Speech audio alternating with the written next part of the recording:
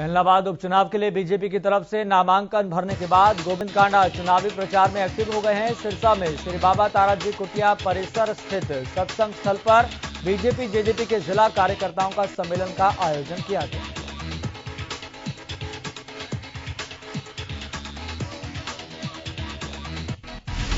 इस सम्मेलन में बीजेपी उम्मीदवार गोविंद कांडा समेत सिरसा से विधायक गोपाल कांडा, चुनाव प्रभारी सुभाष बराला, जेजेपी नेता दिग्विजय चौटाला समेत तमाम दिग्गज नेता और कार्यकर्ता मौजूद रहे।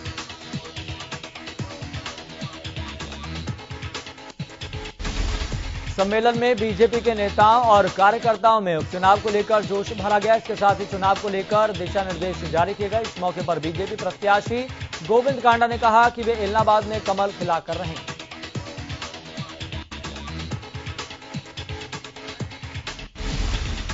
उन्होंने ये भी कहा कि 17 सालों से जो विकास इलाहाबाद में रुका हुआ है, उस विकास को करके इलाहाबाद को विकास की राह में प्रदेश में पहले स्थान पर लेकर जाएंगे। इसके लिए वो सीएम के आगे झोली भी फैला देंगे। वहीं सिरसा विधायक गोपाल कांडा ने अपने संबोधन के दौरान अभय चौटाला पर जमकर निशाना साधा। गोपाल कांडा ने कहा कि अभय चौटाला ने हीरो बनने के चक्कर में इस्तीफा दिया था।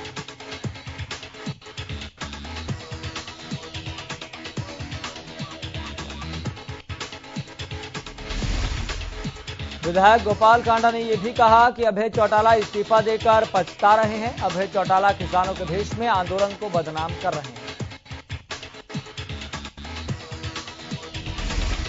जिला कार्यकर्ता सम्मेलन में संबोधित करते हुए सिरसा से विधायक गोपाल कांडा ने यह भी कहा कि लोगों ने ठान लिया है कि इलाहाबाद में विधायक बदलना है।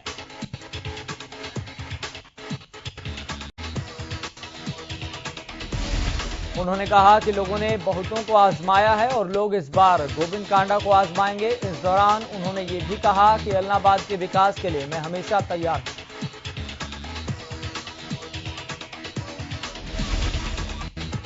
जिला कार्यकर्ता सम्मेलन में संबोधित करते हुए जेजेपी नेता दिग्विजय चौटाला ने कहा कि मैं जेजेपी की तरफ से गोविंद कांडा का समर्थन करने आया हूं। इलाहाबाद की जनता के पास मौका है, बाद में इससे अच्छा उम्मीदवार नहीं मिलेगा। इस दौरान उन्होंने अपने चाचा अभय चौटाला पर भी तीखा हमला बोला। इसके साथ ही दिग्विजय चौटाला ने दावा किया कि इलाहाबाद से गोविंद कांडा की जीत पक्की है।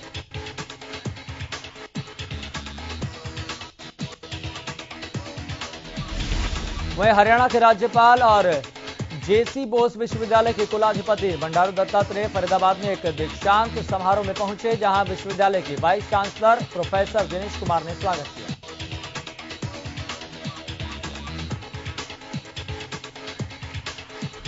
वहीं शुक्रवार को विश्वविद्यालय में 750 से ज्यादा विद्यार्थियों और शोधार्थियों को डिग्रियां प्रदान की गई। इसके साथ ही 44 मेधावी विद्यार्थियों को स्वर्ण पदक और प्रमाण पत्र दिए गए।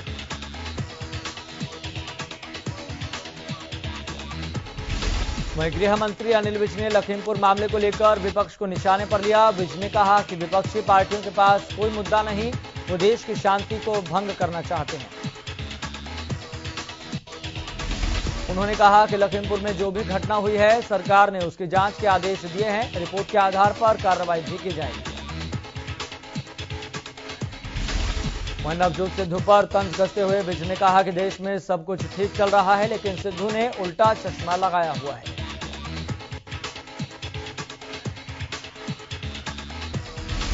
राहुल गांधी पर टिप्पणी करते हुए उन्होंने कहा कि राहुल गांधी को रोज सुबह उठकर देश के खिलाफ कोई न कोई बयान जारी करना होता है। पूर्व सीएम हुड्डा के जनता दरबार लगाने को विज ने उनकी डूबती कश्ती को बचाने का प्रयास बताया।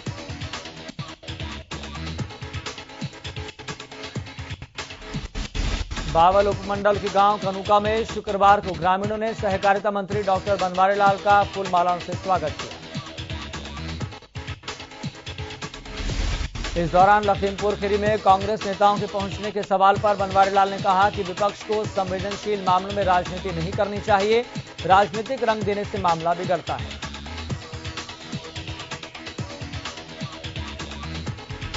उन्होंने ये भी कहा कि उत्तर प्रदेश के मुख्यमंत्री योगी आदित्यनाथ पीड़ित परिवारों के साथ है। इस मौके पर सहकारिता मंत्री ने गांव के विकास के लिए 11 लाख की राशि भी दी है।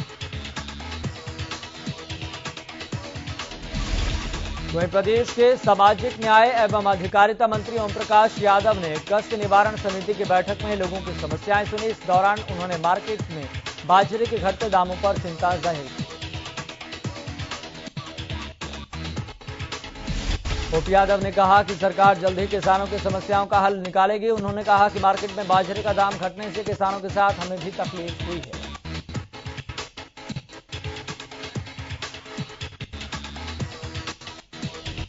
वहीं प्रदेश में खाद की मारामारी के सवाल पर मंत्री ने कहा कि खाद की कोई कमी नहीं है और प्रदेश के सभी किसानों को पूरी मात्रा में खाद मिलेगी।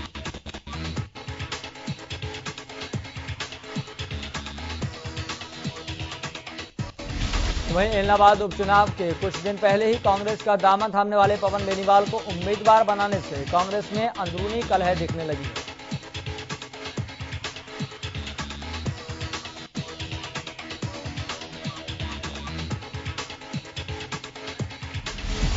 पवन बेनीवाल को टिकट दिए जाने से कांग्रेस नेता भरत सिंह बेनीवाल काफी नाराज हो गए हैं। शुक्रवार को कांग्रेस नेता भरत सिंह बेनीवाल के घर उनके समर्थकों और कांग्रेस नेताओं का जमावड़ा लगा रहा।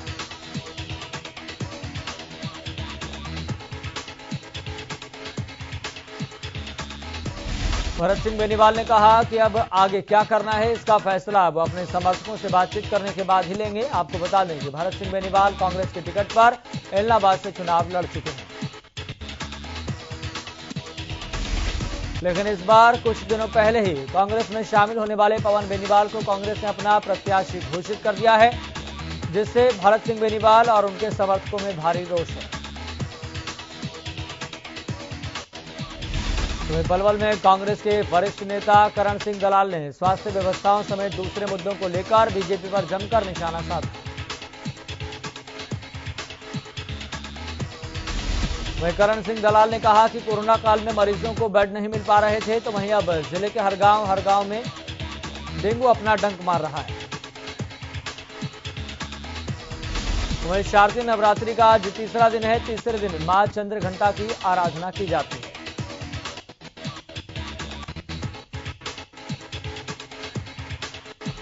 प्रदेश में कोरोना के 14 नए मामले आए हैं सामने। सबसे ज्यादा गुरुग्राम से 5 नए मामलों की तस्दीक।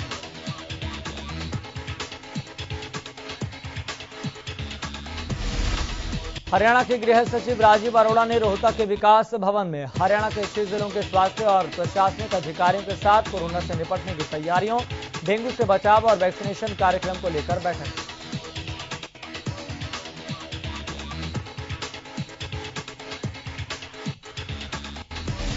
इस बैठक के बाद बताया गया कि गृह सचिव ने तीसरी लहर से बचाव के लिए ब्लॉक स्तर के स्वास्थ्य अधिकारियों और प्रशासनिक अधिकारियों को निर्देशित किया है।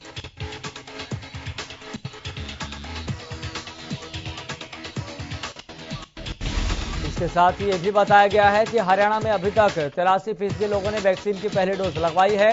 32% लोग ऐसे भी हैं जिन्हें वैक्सीन की दोनों डोज लग गई है। वैक्सीनेशन कार्यक्रम में कोई भी जिला कोताही न बरते।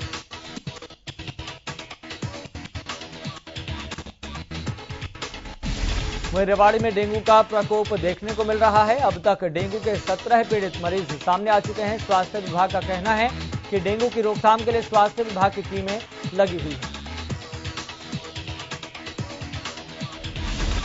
डॉक्टर्स का कहना है कि डेंगू साफ पानी में पनपता है और अधिकांश सुबह के समय वो डंक मारता है, इसलिए डेंगू के बचाव के लिए जागरूकता की ज्यादा जरूरत है। डेंगू के इलाज के लिए रेवाड़ी नागरिक अस्पताल में इलाज के वार्ड भी बनाए गए हैं। इसमें 20 बेड की व्यवस्था की गई है, लेकिन नागरिक अस्पताल में डेंगू के मरीजों के लिए प्लेटलेट्स का कोई प्रबंध नहीं है। स्वास्थ्य विभाग का कहना है कि जल्द ही प्लेटलेट्स की सुविधा भी अस्पताल में चालू करवा दी जाएगी। वहीं करनाल का नागरिक अस्पताल एक बार फिर सुर्खियों में है। इस बार नागरिक अस्पताल कायाकल्प मूल्यांकन में नंबर 1 बनने को लेकर खबरों में है। प्रदेश में कायाकल्प अवार्ड में पहले स्थान पर आने के बाद नागरिक अस्पताल के स्टाफ में खुशी का माहौल है। वहीं स्टाफ ने एक दूसरे को मिठाइयां खिलाकर अपनी खुशी जाहिर की है। नंबर 1 आने पर करनाल के नागरिक अस्पताल को उपहार के तौर पर 50 लाख रुपए का इनाम भी दिया गया।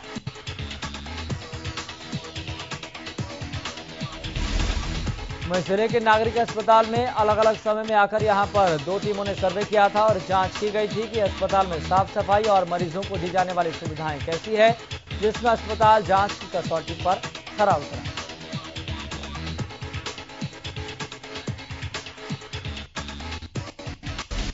वहीं प्रदेश सरकार द्वारा मंडियों में धान और बाजरे की खरीद को लेकर व्यवस्था पूरे होने का दावा किया जा रहा है। वहीं जुलाना की अनाज मंडी में धान लेकर पहुंच रहे किसानों को भारी परेशानियों का सामना करना पड़ा।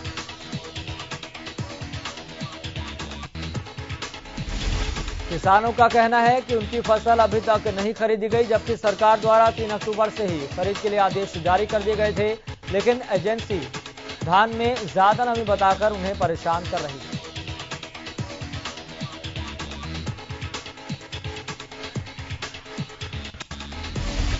जब विभाग के अधिकारियों के साथ किसान नेताओं ने धान की नमी की जांच की तो 17% से भी कम पाई गई। किसानों ने बताया कि इस ढेरी को भी नहीं खरीदा गया।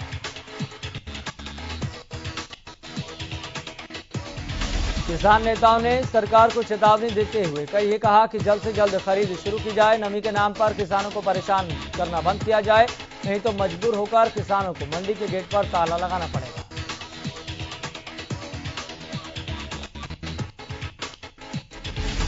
वहीं भिवानी के हांसी गेट से घंटाघर और सराय चौपटा तक नगर परिषद भिवानी और ट्रैफिक पुलिस ने संयुक्त रूप से अतिक्रमण हटाओ अभियान चलाया। इस दौरान दुकानों के आगे रखे होर्डिंग्स और अन्य सामान उठाकर उन्होंने ट्रैक्टर में रख लिए।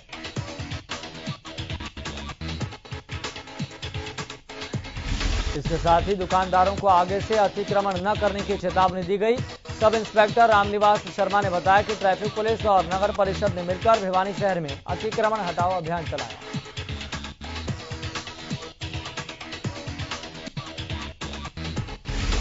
इस अतिक्रमण हटाओ अभियान के तहत दुकानदारों को चेतावनी दी जा रही है, अगर भविष्य में कोई भी दुकानदार इस तरह अतिक्रमण करेगा तो उसके खिलाफ कानूनी कार्रवाई की जाएगी।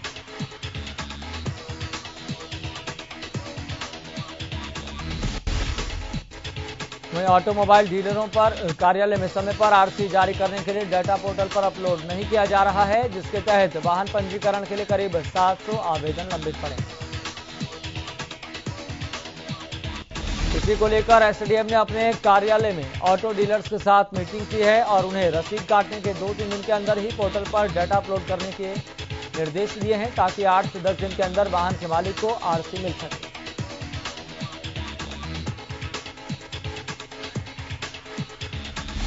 उधर एसडीएम आशीष वशिष्ठ ने कहा कि डीलर कार्यालय में की तरफ से समय पर फीस काटने के बाद पोर्टल पर डाटा अपलोड होगा, उसकी फाइल कार्यालय में जमा भी करवाएं।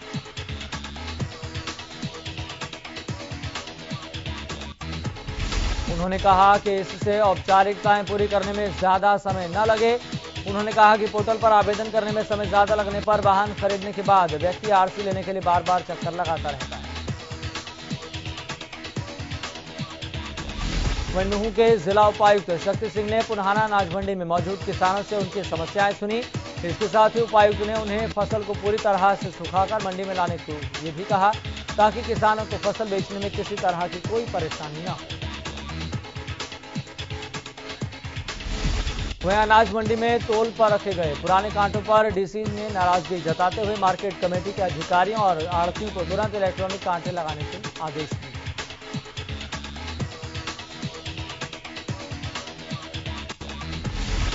डीसी ने कहा कि इलेक्ट्रॉनिक कांटे से फसलों की तोल से गड़बड़ी में कमी आएगी। इसके साथ ही इन कांटों की तोल की हर हफ्ते जांच भी की जाएगी।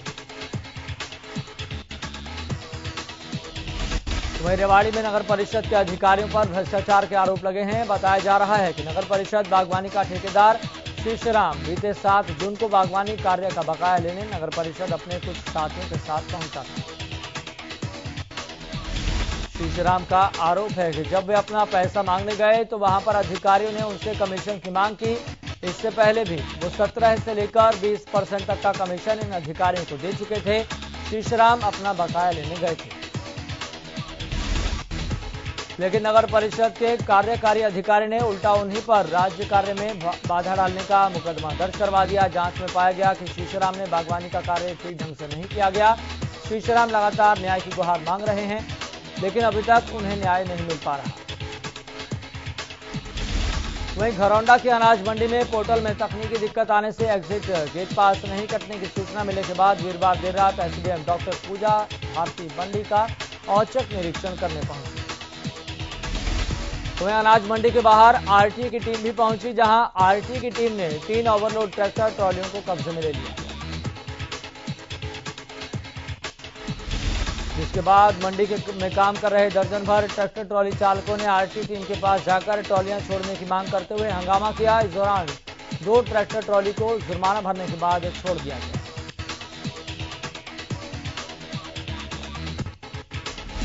वहीं भवानीखेड़ा के लुहारी जाटू गांव में मुख्य मार्ग पर बनी इस बदहाली की समस्या के समाधान को लेकर ग्रामीणों ने 30 सितंबर को हाथी भिवानी मार्ग को करीबन 2 घंटे तक जाम कर दिया था।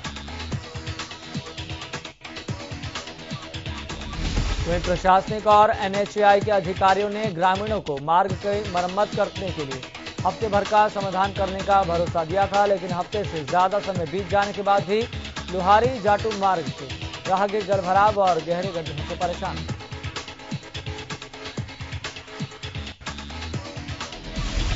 ग्रामीणों और राहगीरों के आरोप हैं कि लुहारी जाटू की समस्या की तरफ प्रशासन का कोई ध्यान नहीं है। इसका समाधान नहीं होने से उन्हें हर रोज यहां से गुजरने पर भारी मुश्किलों का सामना करना पड़ता है।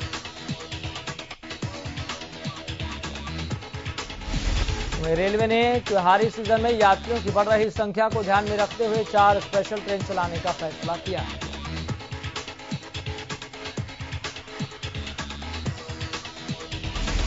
अंबाला जंक्शन के स्टेशन निदेशक बीएस गिल ने बताया कि 10 अक्टूबर से बठिंडा से वाराणसी के बीच चलने वाली एक्सप्रेस ट्रेन रात 9:05 पर चलकर 12:50 पर अंबाला और अगले दिन शाम 5 बजे वाराणसी पहुंचेगी। वहीं तीसरी ट्रेन चंडीगढ़ से 11:45 पर चलकर रात 12:10 पर अंबाला पहुंचेगी और वाया सहारनपुर लखनऊ होते हुए ये ट्रेन 6:20 पर गोरखपुर पहुंचेगी। ट्रेन में सुरक्षित और सुविधाजनक यात्रा करने और रश कम करने के लिए रेलवे ने एक स्पेशल ट्रेन चलाई है।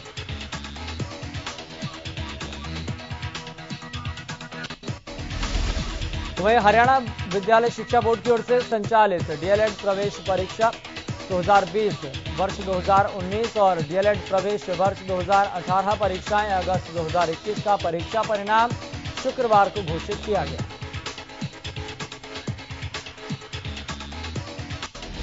बोर्ड अध्यक्ष डॉक्टर जगबीर सिंह ने बताया कि वार्षिक प्रणाली के तहत डीएलएड प्रथम वर्ष 2020 परीक्षा में 13,768 परीक्षार्थी प्रविष्ट हुए, जिनमें से 7,336 उत्तीर्ण रहे। वहीं डीएलएड द्वितीय वर्ष 2019 परीक्षा में 10,714 परीक्षार्थी प्रविष्ट हुए, जिनमें से 7,768 उत्तीर्ण हुए।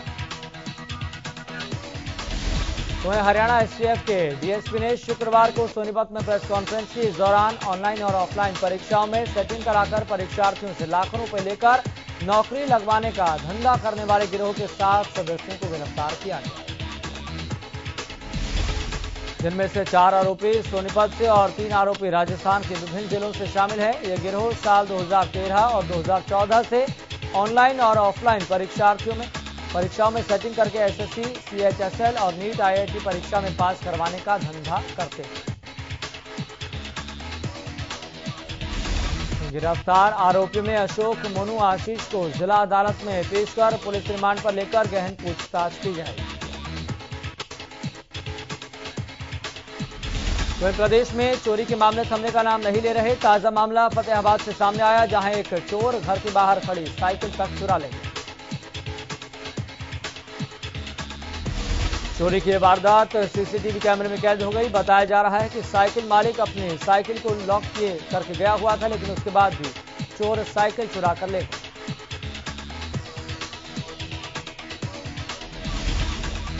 लोहारू के हसान गांव से दिल दहला देने वाला मामला सामने आया। बताया जा रहा है कि एक महिला 3 बच्चे को लेकर कुएं में गिर गई।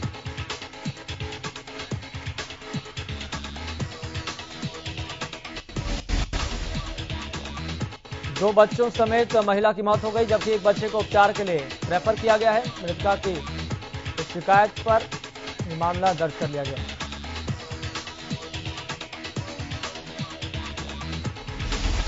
माला के खन्ना पैलेस के पास घरेलू गैस सिलेंडर से गैस चोरी होने का मामला लगातार सामने आ रहा है। बताया जा रहा है कि शातिर लोगों की ओर से बड़े स्तर पर गैस चोरी का काम किया जा रहा था।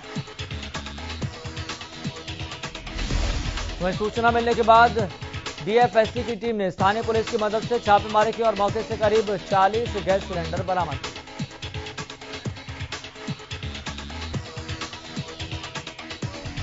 वहीं दूसरी तरफ यहां से विभाग ने गैस को ट्रांसफर करने वाले औजारों के साथ साथ अन्य सामान भी बरामद किए।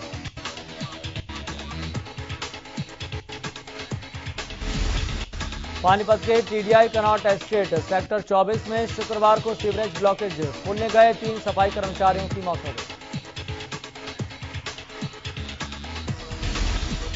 इस दौरान तीनों ही इस बड़े हादसे का शिकार हो गए। हालांकि घटना के बाद तीनों को बाहर निकाला गया, उन्हें सरकारी अस्पताल में ले जाया गया, जहां डॉक्टरों ने उन्हें मृत घोषित कर दिया।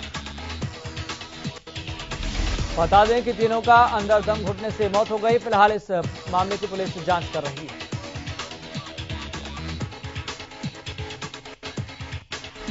वहीं गुरुग्राम के गांव सांपका में 2 भाइयों को गोली मारने का मामला सामने आया। बता दें कि एक की मौत हो चुकी है, जबकि दूसरे का इलाज जारी है।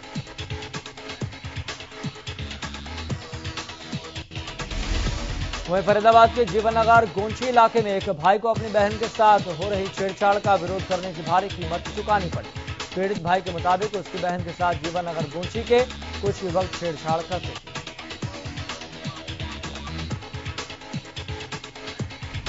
जिसके बारे में उसकी बहन ने उसे बताया था। इस बात का पता चलने पर पीड़ित उन युवकों को समझाने के लिए पहुंचा, जिस पर बदमाशों ने उसे देख लेने की धमकी दी थी और बाद में मौका मिलते ही बदमाशों ने पीड़ित को घेर लिया। वहीं हांसी उपमंडल के मसूदपुर गांव में विवाहित महिला को दहेज के लिए फांसी लगाकर मारने का मामला सामने आया। घटना की सूचना मिलने के बाद पुलिस मौके पर पहुंची और शव का पोस्टमार्टम करवाया। सदर थाना पुलिस के सब इंस्पेक्टर जगबीर सिंह ने बताया कि मृतका के परिजनों की शिकायत पर मामला दर्ज कर जांच शुरू कर दी गई। वहीं रादौर के करतारपुर गांव में शुक्रवार को एक अज्ञात वाहन ने एक बाइक सवार को टक्कर मार दी। इस हादसे में एक बाइक सवार युवक गंभीर रूप से घायल हो गया। घायल युवक को एक राहगीर अपनी गाड़ी में लेकर रादौर के सरकारी अस्पताल में पहुंच गया, जहां डॉक्टरों ने घायल युवक को मृत घोषित कर दिया। घटना की सूचना मिलने के बाद पुलिस भी मौके पर पहुंची और शव को पोस्टमार्टम के लिए यमुनानगर भिजवा दिया गया। लोगों का आरोप है कि एम्बुलेंस समय पर नहीं पहुंची, जिसके चलते घायल युवक की मौत हो गई। वहीं सोनीपत में फसल अवशेष जलाने की घटनाओं पर पूरी तरह से अंकुश लगाने के लिए कृषि विभाग ने कमर कस ली है। वहीं फसल अवशेष में आग लगने की घटना के महज 30 मिनट के अंदर जमीनी स्तर पर तैयार की गई टीमें घटना की रिपोर्ट करेगी। वहीं खरीफ सीजन अपने अंतिम चरण में पहुंच चुका है। फसलों की कटाई का काम तेजी से किया जा रहा है। ऐसे में फसल अवशेष जलाने की घटनाएं घटित न हो, इसके लिए प्रशासन की ओर से कड़े कदम उठाए जा रहे हैं। वहीं करनाल में कृषि विभाग ने फसल अवशेष जलाने की घटनाओं में कमी आने का दावा किया। फसल के अवशेष जलाने वाले 4 किसानों को कृषि विभाग की ओर से नोटिस भी जारी किया गया। वहीं कृषि विभाग ने 23 गांवों को चिन्हित किया है, जहां पर फसल अवशेष जलाने की 1 से 5 तक घटनाएं सामने आई हैं।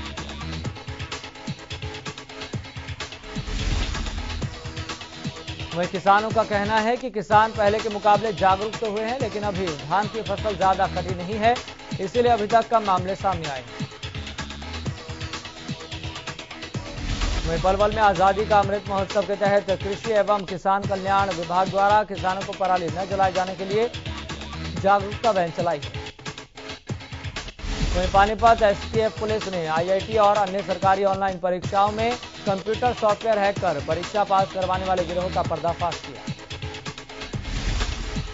पुलिस अधीक्षक शशांक कुमार सावन ने बताया कि सोनीपत राजस्थान क्षेत्र के कई लोग ऑनलाइन परीक्षाओं के दौरान कंप्यूटर को हैक करके परीक्षार्थियों को पास करवाने का काम कर रहे हैं।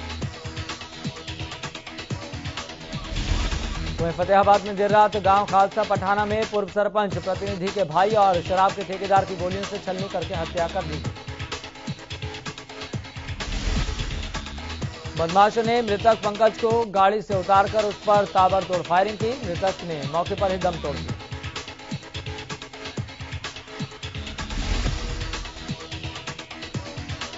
तो वहीं प्रदेश में बदमाशों के हौसले लगातार बुलंद होते जा रहे हैं। यमुनानगर के चौधरी कॉलोनी में एक चोर ने 3 घरों में चोरी की वारदात को अंजाम दिया।